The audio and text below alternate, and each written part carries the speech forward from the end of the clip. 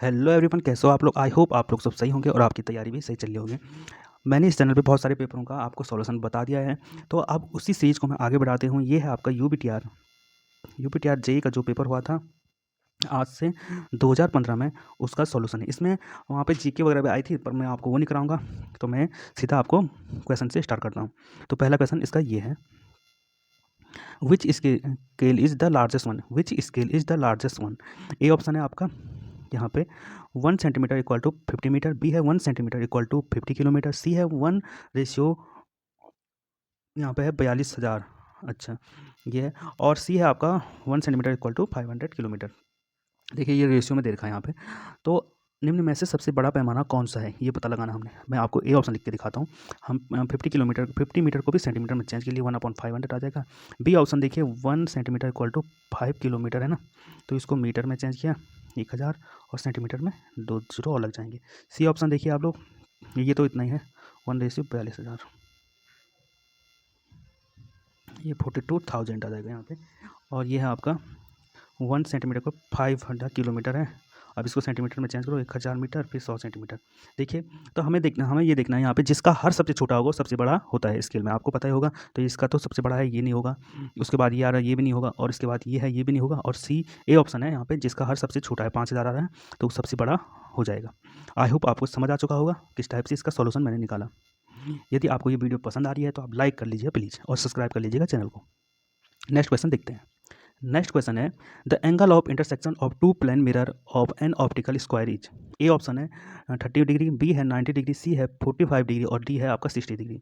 किसी optical square के दो साधारण दर्पण के मध्य इंटरसेक्शन कौन होगा। देखिए हिंदी में भी उसने इंटरसेक्शन लिख दिया है यहाँ पे। तो 30 डिग्री, 90 डिग्री, 45 और 60 डिग्री। तो मैं आपको बता दूँ, इसका सी ऑप्शन राइट है, 45 डिग्री होता है। अब ये कैसे होता है मैं आपको डिटेल में समझाता हूँ। अब इसका आप ऑप्टिकल स्क्वायर देखिए किस टाइप क्या मापने का काम आता है। ये ऑफसेट बनाने का काम आता है 90 डिग्री पे। देखिए यहाँ पर एक मैंने डायग्राम बना के दिखा रखा है आपको ऑप्टिकल स्क्वायर का। और ये मतलब इसका रेखी का डायग्राम है, डायग्राम ओरिजिनल नहीं है ये। तो प्रिंसिपल किस पे काम करता है, डबल रिफ्लेक्शन के प्रिंसिपल पे काम करता है। यहाँ से भी क्वेश्चन बनता है। हॉरिजन ग्लास है, इस पर हाफ सिल्वर और हाफ अनसिल्वर होता है। हॉरिजन ग्लास यहाँ पे लगता है ये।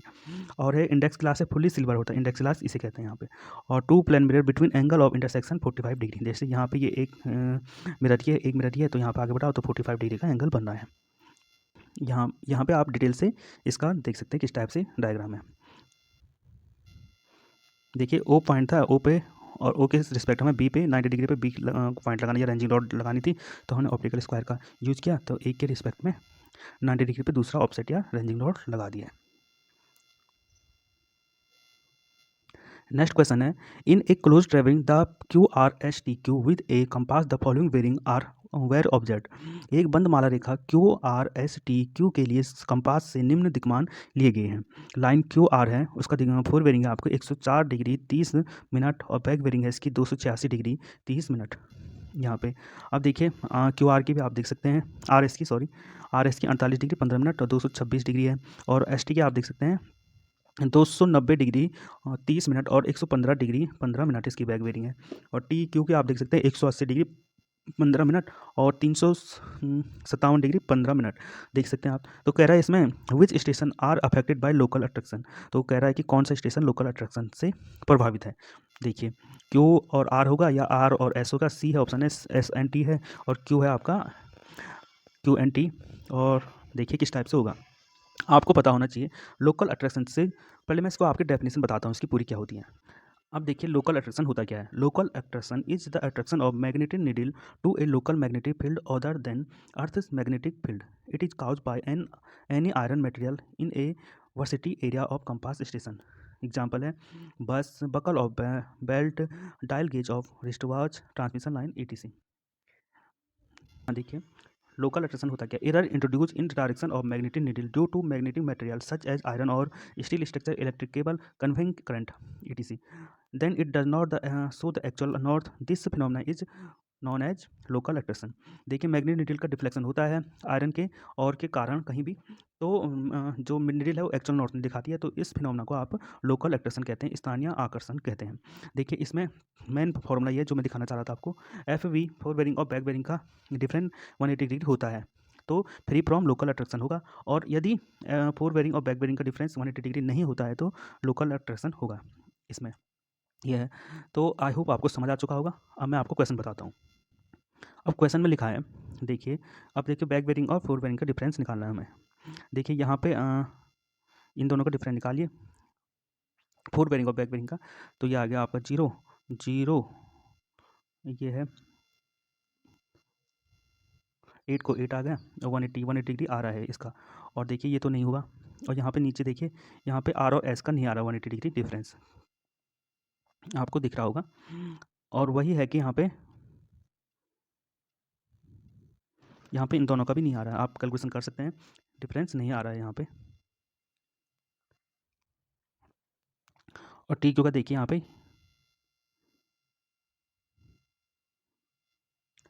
तो यहाँ पे हम लोग देख सकते हैं कि सिर्फ क्यू आर का डिफरेंस ही 180 डिग्री आ रहा है। तो इसका मतलब ये है कि क्यू लोकल अट्रैक्शन से अफेक्टेड नहीं है, इसका मतलब ये है। और यहाँ पे आर एस का नहीं आ रहा है, तो मतलब आर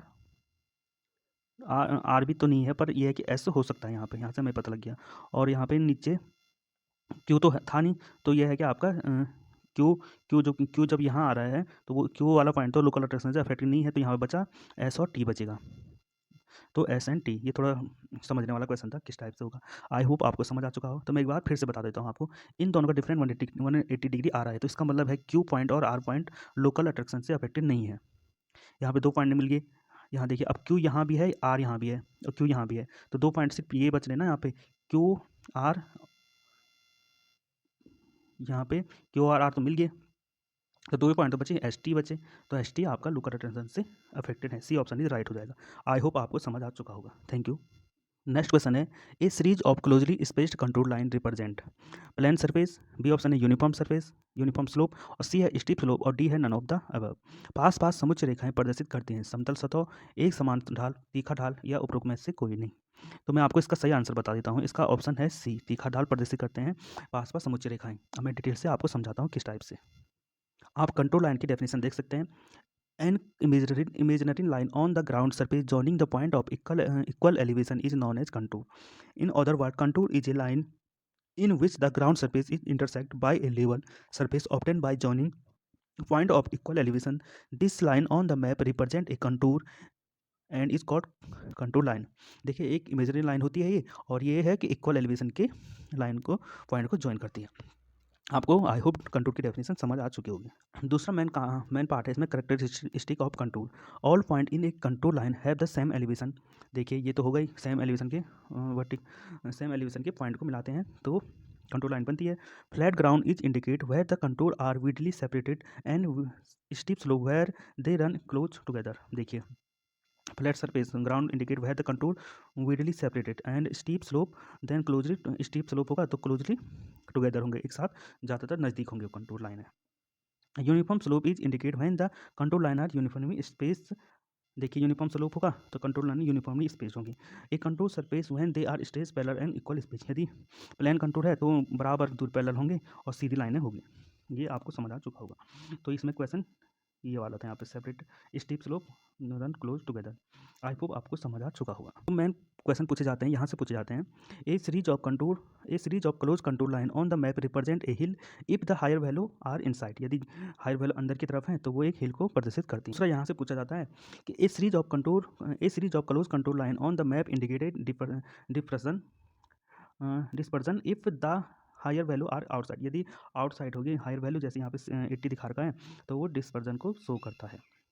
नेक्स्ट देखते हैं आपका एक इंपॉर्टेंट ये, कंटूर लाइन क्रॉस रिज और valley line at right angle. Contour line ridge और वैली लाइन को 90 डिग्री पर क्रॉस करती है। अब बता दो रिज लाइन क्या होती है। If the higher value are inside the bend और loop in the contour it indicate a ridge. यदि हायर वैल्यू अंदर की तरफ है, जैसे यहाँ पे 100 दिखा रखा है, यदि अंदर की तरफ है तो ये रिज लाइन को शो करता है, शो करेगी, मतलब रिज लाइन बनाएगी। जैसे इस टाइप से हायर वैल्यू अंदर की तरफ है ना, यहाँ पे अंदर को, तो ये रिज लाइन बनेगी। और अब देखिए, वैली लाइन होती क्या है, मैं आपको बताता हूँ। If the higher value are outside the band if it represent a valley. यदि हायर वैल्यू आउटसाइड है, इस टाइप से, आउटसाइड इस टाइप से, और वहाँ पे ऐसा था इनसाइड, मतलब अंदर की तरफ, तो रिज हो रही थी, और ये है हायर वैल्यू आउटसाइड होगी, तो ये होगी आपकी वैल्यू लाइन। आई होप आपको समझ आ चुका होगा। तो यहाँ पे आप लोग यहाँ तक चैनल को, इस वीडियो को देख के आगे हैं तो आप सब्सक्राइब कर लीजिएगा प्लीज़, क्योंकि मैं आपको इस टाइप के क्वेश्चन पेपर जो इंडिया में हुए हैं जेईई लेवल के, उस सभी को यहाँ पे बताऊंगा आप लोग। और इसकी पीडीएफ आपको टेलीग्राम ग्रुप पीसी स्टडी पे मिल जाएगी। आप सर्च मार लीजिएगा पीसी स्टडी, STUDY मार लीजिए, टेलीग्राम पे आपको ग्रुप मिल जाएगा। उसमें TITC के लिए कुछ भी चल रही है डेली, तो आप वहाँ पर दे सकते हैं। नेक्स्ट क्वेश्चन है which is odd one of the following. ये थोड़ा एक रीजनिंग टाइप का क्वेश्चन भी है यहाँ पे। देखिए निम्न में से अलग थलग बताइए, रेन, हेल, स्लीट या स्नो। तो बता दूँ आपको, हेल, स्नो और स्लीट एक थोड़ा मतलब ठोस अवस्था में होती है, सॉलिड स्टेट में होती है। जैसे बर्फ हुआ आपको, हेल, स्लीट ये। तो रेन जो है वाटर, रेन होती है आपका लिक्विड अवस्था में, तो आपका यहाँ पर अलग सा है रेन। आप लोग डायग्राम दे सकते हैं। स्लीट क्या होता है आपका, स्लीट इस टाइप से होती हैं, और स्नो आपको पता ही है इस टाइप से, और फ्रीजिंग रेन होती है आपका इस टाइप से। आई होप आप समझ चुके होंगे। According to Lacey theory, regimes scour depth are of the channel is. देखिए ए ऑप्शन है आपका R equal to 4.75 under root Q, B है आपका R equal to 135 Q square upon f, और सी है आपका R equal to 0.47 Q upon f की power 1/3, और डी है आपका R equal to 1.35 Q upon f की पावर 2/3। ये ऑप्शन आपका लेसी सिद्धांत के अनुसार किसी नहर का स्क्वायर गहराई R होती है, ये इंग्लिश में दे दिया इसमें स्क्वायर। अब देखिए ये डेप्थ कितनी होती है, रेज में स्क्योर डेप्थ कितनी होती है किसी चैनल की। तो मैं आपको बता दूं, इसका ऑप्शन तो वैसे सी है, पर इसका डिटेल में आपको बताता हूँ कितना होता है। तो आप लोग देख सकते हैं, Lacey normal regime scour depth है आपका 0.473 क्यू अपॉन एफ की power 1/3। The above scour depth will be applicable if river with follows the relationship. कौन सा रिलेशनशिप हो गया आपका, ये वाला रिलेशनशिप, P बराबर 4.75 अंडर रूट क्यू, ये रिलेशनशिप फॉलो करेगी विथ रिवर की, तो ये वाला स्क्योर डेप्थ ये होगी। For the value of active river width के लिए ये सब चीज़ें होगी। क्यू जो होगा आपका कैपिटल क्यू अपॉन एल लिया जाता है, वेयर क्यू है डिस्चार्ज इंटेंसिटी है क्यू, और actual length, actual river width at the given side L यहाँ पे। तो इस टाइप से आप देख सकते हैं। आई होप आपको ये क्वेश्चन समझ आ चुका होगा। नेक्स्ट क्वेश्चन है, सातवां क्वेश्चन होगा ये, an aqueduct is constructed if. A option है canal run below the drain, B option है canal run above the drain, C option है canal water mix in drain out, और डी है none of the above. जल सेतु का निर्माण किया जाता है यदि ए है नहर नदी के नीचे से जाती है, बी ऑप्शन है नहर नदी के ऊपर से जाती है, सी ऑप्शन है नहर का पानी नदी के पानी में मिल जाता है, और डी है उपरोक्त में से कोई नहीं। देखिए इसका सही आंसर तो वैसे बी है, आपको बता दें।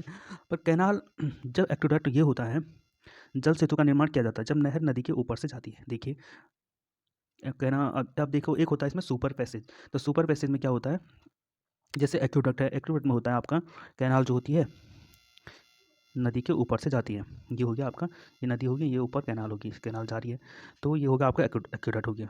अब सुपर पैसेज में क्या, कैनाल नीचे होती है और नदी ऊपर से जाती है, तो ये हो गया सुपर पैसेज कहते हैं इसको। अब इसका डिटेल से आपको सॉल्यूशन बताता हूँ। इसका बी ऑप्शन इज राइट है। जैसे आपको यहाँ पे ये डायग्राम दिखाया जा रहा है, ये कैनाल जा रही है और नीचे नदी है, तो ये हो गया आपका एक्वेडक्ट। आपको समझ आ चुका होगा। अब एक्वेडक्ट की डेफिनेशन देख लीजिए आप। In the aqueduct high flood level of drainage should remain lower than the level of the canal bed. देखिए इस टाइप से हाई फ्लड लेवल आपका कम होगा कैनाल बेड से। आई होप आपको क्वेश्चन समझ आ चुका है, उसका बी ऑप्शन इज राइट है।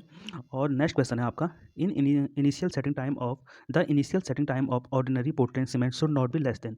ए ऑप्शन है 10 मिनट, बी है आपका 30 मिनट, और सी है 60 मिनट, और डी है आपका 10 आवर्स। साधारण पोर्टलैंड सीमेंट का प्रारंभिक जमाव काल निम्न से कम नहीं होना चाहिए, 10 मिनट से या 30 मिनट से या 60 मिनट से या 10 घंटे से। देखिए मैं आपको बता दूँ क्या होता है कि जब the initial setting time Portland cement का 30 मिनट से कम नहीं होना चाहिए, और 10 घंटे से ज़्यादा नहीं होना चाहिए। तो हो गया इनिशियल हो गया आपका 30 मिनट, और फाइनल हो गया आपका 10 घंटे, 10 घंटे फाइनल हो गया। बी ऑप्शन इज राइट है। तो आई होप आपको समझ आ चुका होगा। क्वेश्चन है आपका, volume of 1 cement bag waiting 50 kg is. अब देखिए ये आपको याद होना चाहिए, यह एस्टिमेशन एंड कॉस्टिंग का क्वेश्चन है। तो ए ऑप्शन है इसमें 0.345 मीटर क्यूब, अब है बी है 0.0345 मीटर क्यूब, सी है आपका 3.450 metre cube, none of the 50 kilogram 50 kilogram cement के बोरे का आयतन होगा। देखिए कितना होगा। बी ऑप्शन इज राइट है यहाँ पे, आपको ये याद होना चाहिए। देखिए ये किस टाइप से होता है मैं आपको बताता हूँ। देखिए डेंसिटी ऑफ सीमेंट होती है 14, ये क्वेश्चन में पूछा जाता है डेंसिटी ऑफ सीमेंट कितनी हो, 1440 kg पर मीटर क्यूब। और mass of one bag cement bag का कितना होता है, द्रव्यमान या मास 50 kg। अब वॉल्यूम ऑफ वन बैग कितना होगा, मास अपॉन डेंसिटी, तो ये हो जाएगा आपका 0.0347 मीटर क्यूब। अब कभी कभी इसको आपका फिट में भी पूछ सकता है, तो कितना फिट क्यूब होगा। अब देखो इतने को मल्टीप्लाई करके 35.3147 से मल्टीप्लाई करके आपका आ जाएगा, इतने फिट क्यूब आ जाएगा, 1.226 फीट क्यूब इतना हो जाएगा। आई होप आपको समझ आ चुका होगा, बहुत ही डिटेल सॉल्यूशन मैंने बताया था इसका, तो आपको पता लग गया होगा कौन सा ऑप्शन सही है। तो यहाँ पे आपका बी ऑप्शन सही हो गया कि आप पीसी स्टडी टेलीग्राम ग्रुप पे जुड़ जाइएगा, क्योंकि उसमें डेली आपके टीएचडीसी के डेली पेपर चल रहे हैं, उसमें 20 से 25% डेली हो रहे हैं। और चैनल को सब्सक्राइब कर दीजिए, आपको सब्सक्राइब करके आपको ही फ़ायदा है, क्योंकि इस चैनल पे हम इंडिया में जो भी पेपर हुए हैं जेई लेवल के उनका सभी का सॉल्यूशन करवाएंगे। तो अभी तक हम लोगों ने बहुत सारे पेपर करवा दिए हैं सॉल्यूशन, आप देख लीजिए उन टाइप को, उन क्वेश्चनों को, और आपकी बहुत तैयारी में हेल्पफुल हो जाएंगे वो question. Thank you everyone, thank you आपके पेशेंस के लिए कि आपने पूरी वीडियो देखी। Thank you everyone, thank you so much.